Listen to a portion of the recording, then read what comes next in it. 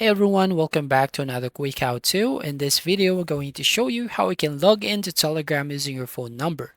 First, you need to download and install this Telegram app. So open your App Store if you're using iOS device and Google Play Store if you're using Android. Now from here, just have to search for Telegram app and then you just have to download and install to your phone. And once the app is installed, open it. Then you'll see the Telegram welcome screen. Tap on Start Messaging to begin the login process.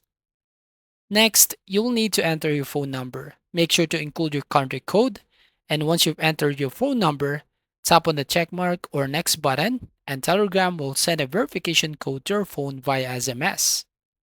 Check your SMS messages for the verification code from Telegram. Enter the code into the app, and if you don't receive the code within a few minutes, you can request it again or offer a phone call verification.